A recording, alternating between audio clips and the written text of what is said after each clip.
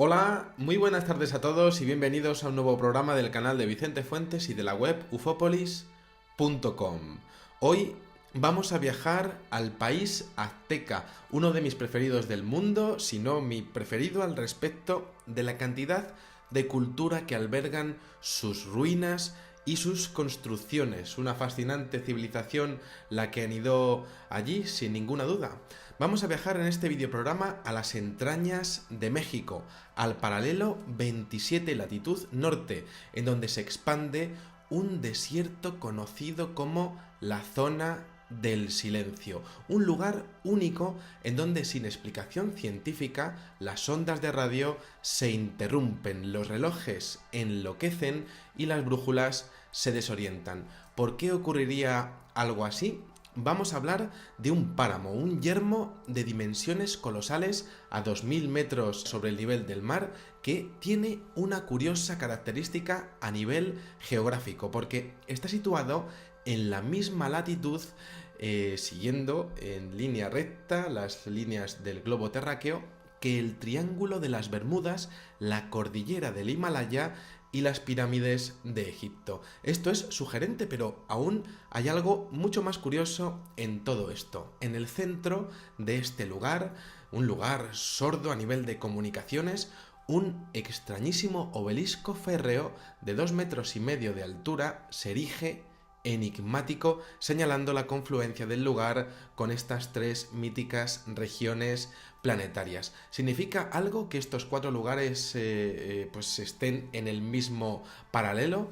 ¿Por qué ese nombre de la zona del silencio? No es que falten sonidos o ruidos o susurros, no, es que existen partes de ese desierto en donde no se sabe por qué no se transmiten las ondas de radio como ocurre en todos los demás lugares del mundo.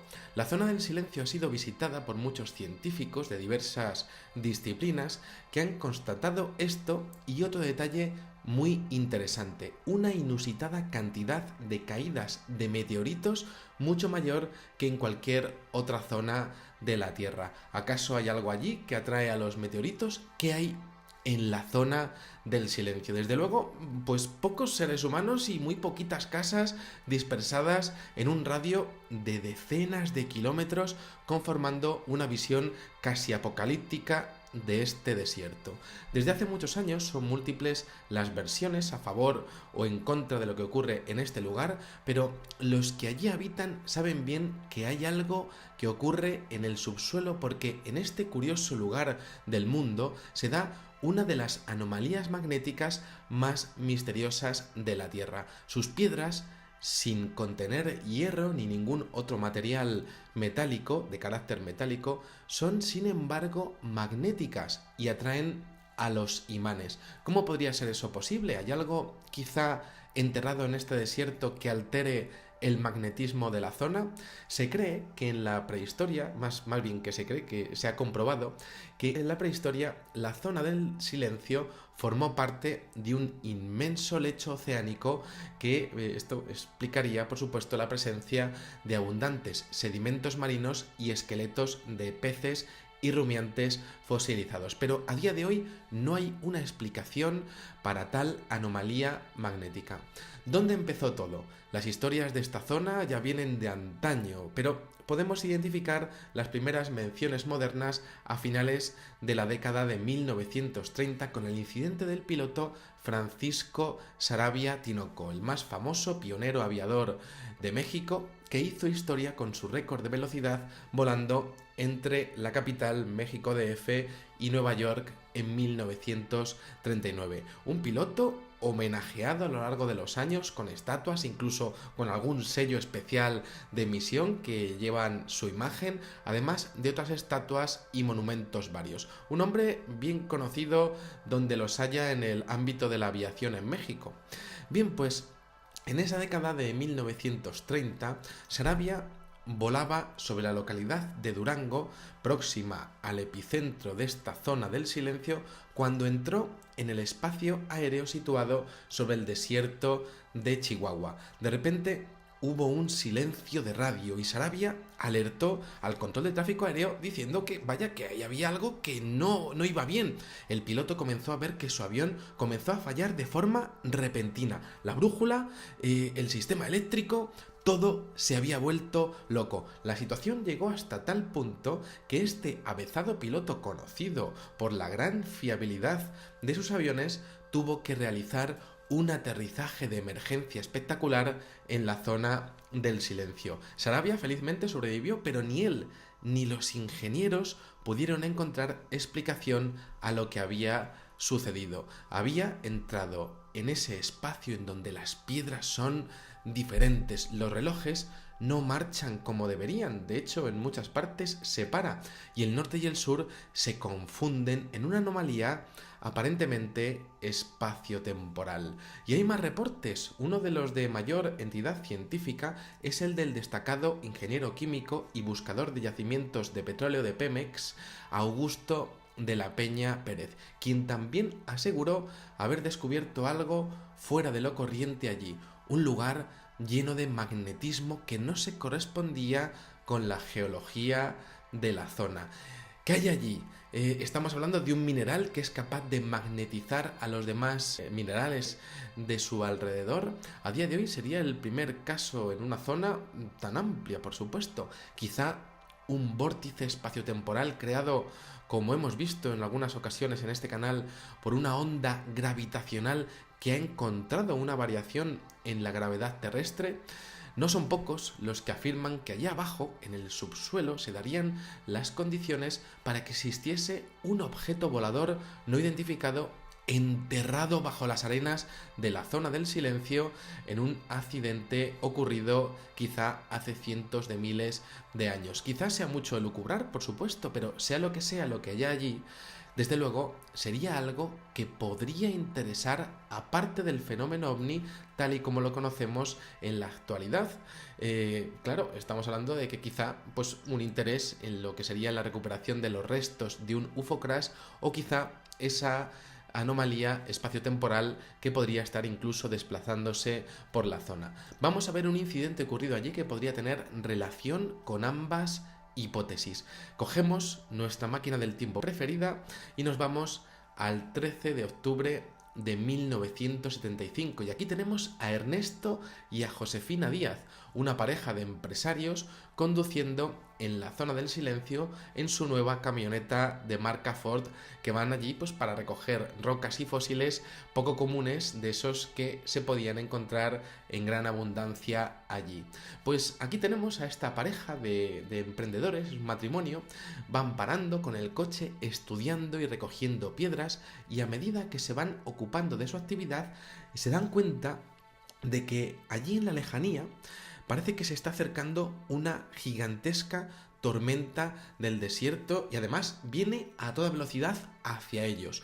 Bueno, pues con la esperanza de evitar ser atrapados en aquella tremenda marisma volante de tierra, agua y polvo, suben a su vehículo y salen de allí a toda velocidad, pero no lo suficientemente rápido como para evitar una lluvia incesante que comienza a hacerles temer por su viaje de vuelta. Y no iba mal encaminado su miedo, porque la pista que había delante de ellos pronto se convirtió en un pantano, en un auténtico barrizal, y Ernesto y Josefina, claro, pues van avanzando ahí con su camioneta hasta que llega un momento en el que ya se queda atrapada en el fango y comienza, lo peor es que comienza a hundirse en aquel terreno blando. Había que salir de allí. Ernesto y Josefina en ese momento se miran y dicen, bueno, pues vamos a empujar el vehículo, vámonos para afuera, ¿no? Porque es que al final nos quedamos sin él. Entonces la pareja sale y trata de empujar la camioneta con todas sus fuerzas al máximo, esforzándose al máximo allí para tratar de sacar a su vehículo del barro, cuando de repente dos figuras aparecen de improviso y de la nada y se acercan a ellos en actitud aparentemente amistosa, saludándoles en medio de la lluvia torrencial. Y claro, ellos se quedan allí diciendo, bueno, pues qué bien, ayuda de repente, estamos salvados, piensan. Pero hay un problema.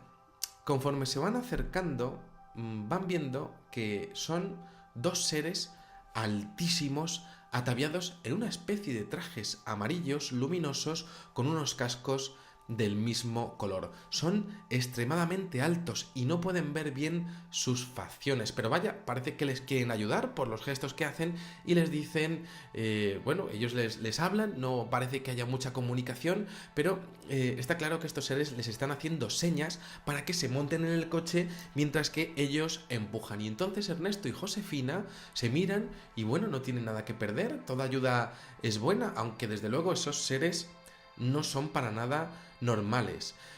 Bueno, entonces ellos se suben y observan por la ventanilla cómo esos dos seres se ponen por detrás y con una inusitada e impresionante fuerza no solamente consiguen sacar el coche de allí con facilidad, sino que además consiguen moverlo a un terreno más firme. Casi tienen la sensación de que han sido incluso teletransportados de repente.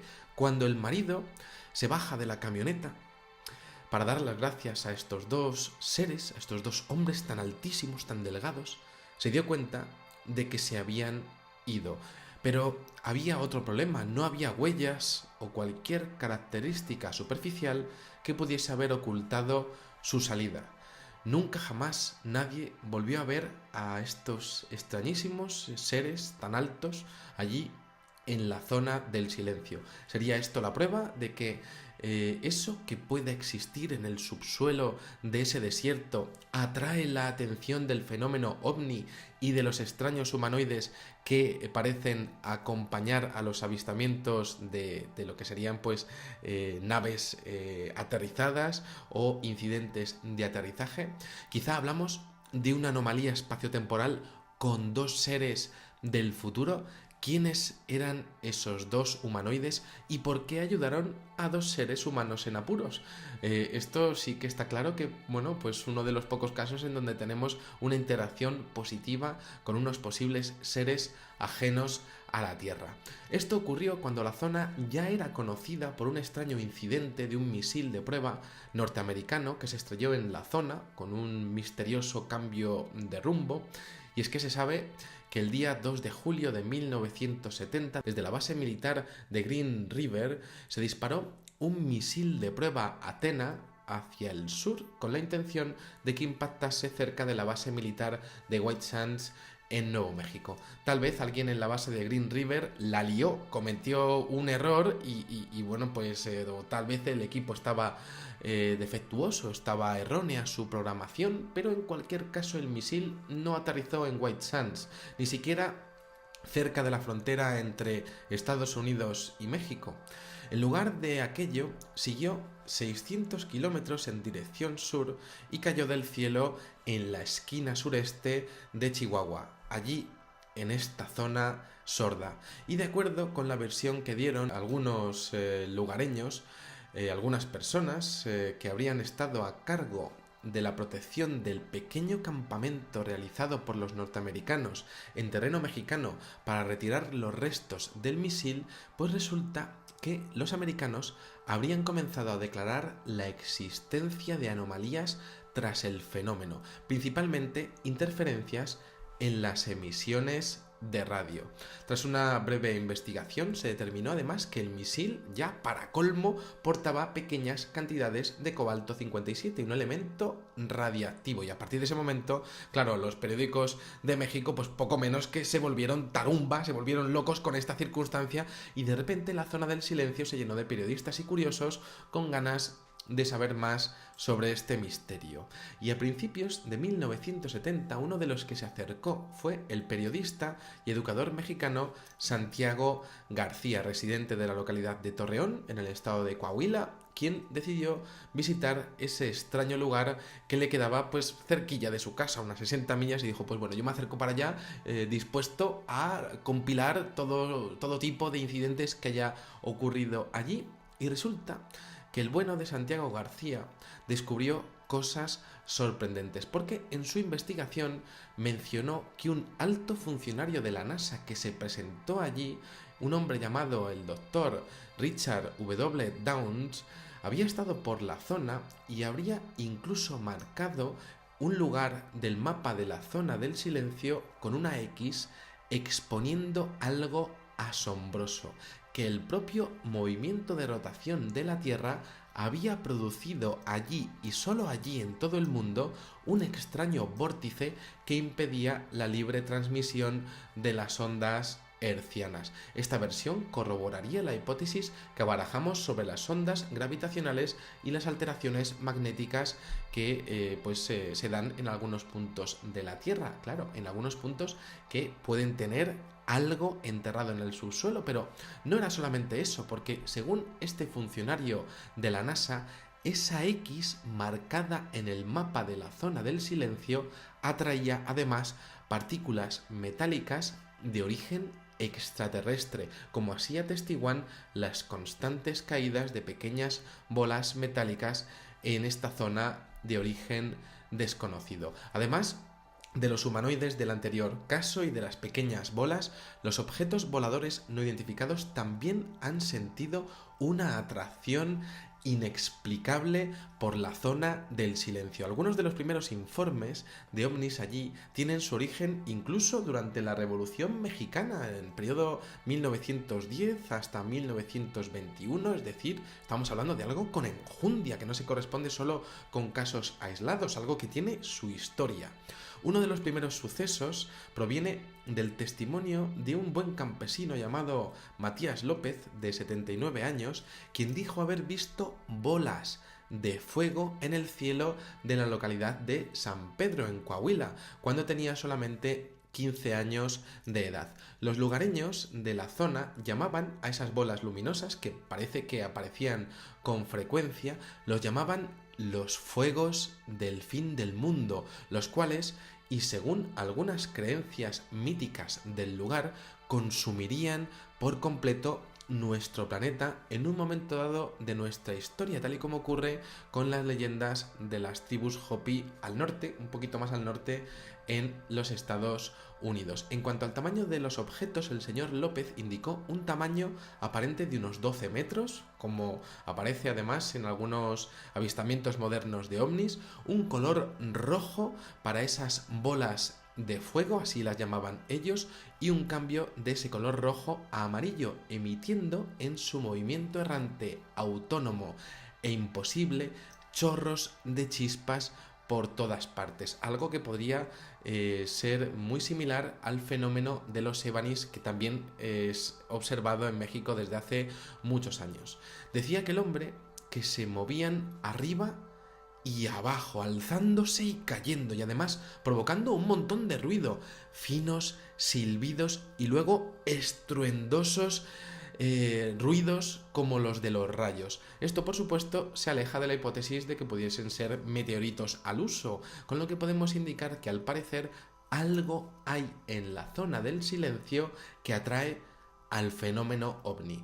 En octubre de 1970, el profesor García entrevistó a otra testigo llamada Guadalupe Becerra, una jovencilla de la ciudad de La Goma, en Durango, de 12 años de edad, que dijo que vio una luz brillante en el cielo y que se quedó mirándola porque le parecía una rueda de fuego. Esto es algo que además también aparece en descripciones míticas, por ejemplo, en la Biblia. Aquella bola, dijo aquella chavalilla, redujo su tamaño poco a poco dirigiéndose hacia una montaña que llaman La Ballena, y comentó que la luz era tan fuerte que tuvo que cerrar los ojos porque sentía que le ardían, tal y como ocurre en algunos de los más impresionantes casos de encuentros del segundo tipo en el mundo, por supuesto tomando como referencia el incidente Cash Landrum en Estados Unidos. Esto también lo estuvimos estudiando en este mismo canal. Aquella cosa descendió poco a poco sobre la montaña y permaneció allí durante un tiempo. Luego aumentó su brillo y se elevó rápidamente hacia el cielo, haciéndose cada vez más pequeño como una estrella, para nunca más verlo de nuevo. Otro espectacular avistamiento ocurrió una noche de septiembre de 1976, alrededor de las 8:59 horas de la tarde, cuando los residentes de Ceballos, la verdad es que habría que haber estado allí para verlo, notaron la abrumadora presencia de un objeto gigantesco en las afueras de su comunidad. Al menos 2 docenas de residentes se reunieron en la calle principal de Ceballos para ver aquella nave colgando en el aire, como si estuviera esperando una señal en la zona del silencio. La funesta máquina se estimó en unos 300 metros de largo. Esto es fascinante porque ya enlaza con algunos de los avistamientos más importantes y de objetos más grandes de todos los tiempos, y tenía una forma rectangular con luces rodeando al objeto, y esta casuística de objetos rectangulares muy conocida tanto en la zona de Estados Unidos como en otras partes del mundo, como por ejemplo Inglaterra. Es muy interesante porque este objeto tenía luces que cambiaban del verde al azul y del azul al blanco con un sonido pulsante, un zumbido que parecía dirigido al interior del desierto, al interior de esta misteriosa zona sorda.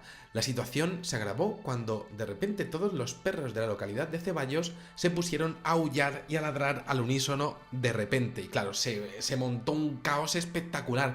Y en estas hay algo que ocurre, que dentro de este caos hay otro efecto caos, porque resulta que hay un anciano local que se llama José Madero, que sale a la palestra allí y dice: bueno, yo no me creo nada de esto seguro que es un dirigible, algún globillo. Y entonces dice: pues me voy para allá a verlo, me cago en la mar. Y se va para allá, y resulta que el buen José Madero comienza a acercarse y comienza a ver que aquello, vaya, pues parece que está incluso ya aterrizado.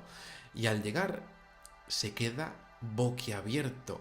Lo describe con un color plateado, un gran rectángulo plateado, casi como el acero.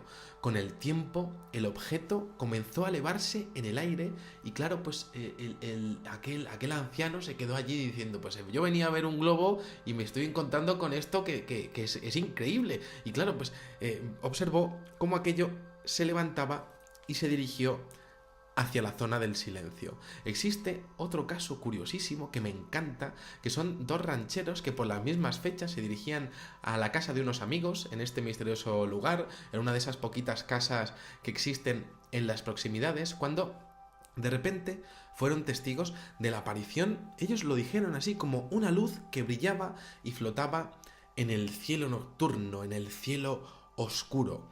Acto seguido comenzaron a salir varios seres que ellos describieron como humanoides, seres muy altos, como los que veíamos en el primer caso, como ataviados con lo que sería pues un traje amarillo muy brillante, que brillaba además con una luz muy similar a la del objeto, y que de repente se ponen a correr como locos hacia ellos. Y claro, pies para qué os quiero, los ganaderos dijeron: hasta luego, Lucas. Me empezaron a poner pies en polvorosa de forma ipso facta y se largaron de allí sin mirar atrás. Pero uno de ellos volvió a la mañana siguiente al lugar donde habían visto aquella luz, y resulta que donde habían estado esos seres persiguiéndoles, se encontró con que la vegetación de los matorrales cercanos se había incendiado, tal y como ocurrió con el caso Transaint-Provence en Francia y en tantos otros, ¿no? Por supuesto.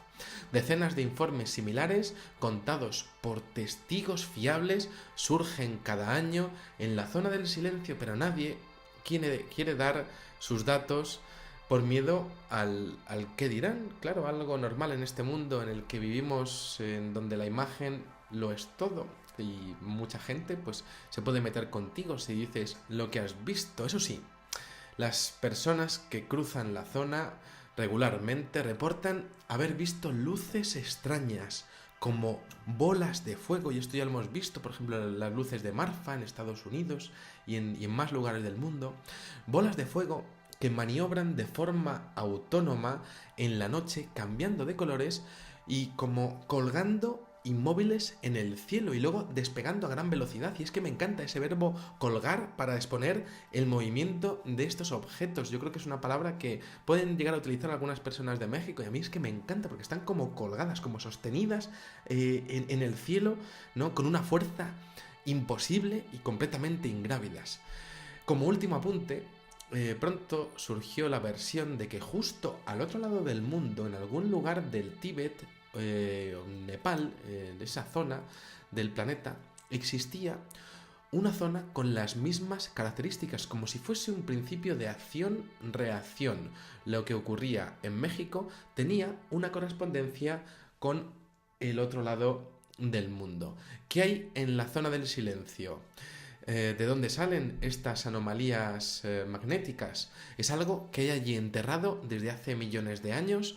¿O estamos hablando de una anomalía espaciotemporal, como así parece indicar esos estudios que decíamos de ese ingeniero y de ese equipo de ingenieros de la NASA? ¿Por qué a la inteligencia que está detrás del fenómeno OVNI le interesa lo que hay allí y qué son esas pequeñas esferas y esas luces que persiguen a los testigos de la zona? Muchas preguntas sin responder y siempre una última de lo más sugerente para mí. ¿Quiénes son esos seres que aparecen y desaparecen en la zona del silencio? ¿Cuáles son sus intenciones? Y claro, la gran pregunta tiene que ver con la inexistencia de lo que sería el desplazamiento de ondas de radio en esa zona. ¿Tienen que ver esos seres con que en esa zona no se transmitan las comunicaciones por radio? Un tema fascinante y sugerente del que, por supuesto, tendréis que sacar vuestras propias conclusiones. Nada más, espero que hayáis disfrutado muchísimo de este videoprograma. Bueno, estaré muy atento a vuestros comentarios y nada, pues muchísimas gracias y como digo siempre, salud y suerte. Adiós. Que allí habitan saben bien que hay algo que ocurre en el subsuelo, porque en este curioso lugar del mundo se da una de las anomalías magnéticas más misteriosas de la Tierra. Sus piedras, sin contener hierro ni ningún otro material metálico, de carácter metálico, son sin embargo magnéticas y atraen a los imanes. ¿Cómo podría ser eso posible? ¿Hay algo quizá enterrado en este desierto que altere el magnetismo de la zona? Se cree que en la prehistoria, más bien que se cree, que se ha comprobado, que en la prehistoria la zona del silencio formó parte de un inmenso lecho oceánico que esto explica lugares del mundo.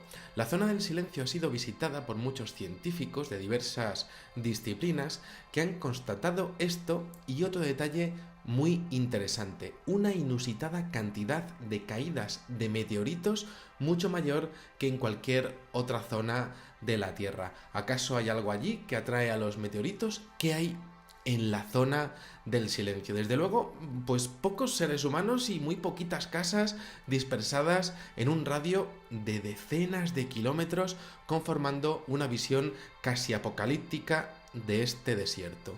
Desde hace muchos años son múltiples las versiones a favor o en contra de lo que ocurre en este lugar, pero un lugar único en donde sin explicación científica las ondas de radio se interrumpen, los relojes enloquecen y las brújulas se desorientan. ¿Por qué ocurriría algo así?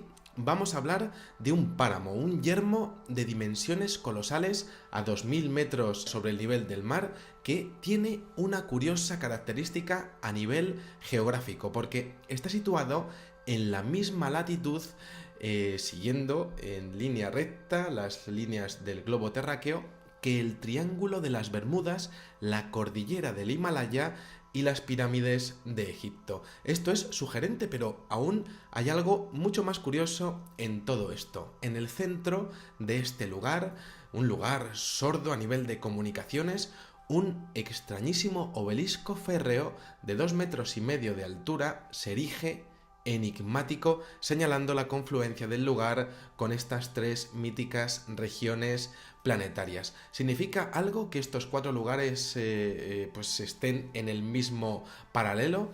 ¿Por qué ese nombre de la zona del silencio? No es que falten sonidos o ruidos o susurros, no, es que existen partes de ese desierto en donde no se sabe por qué no se transmiten las ondas de radio como ocurre en todos los demás.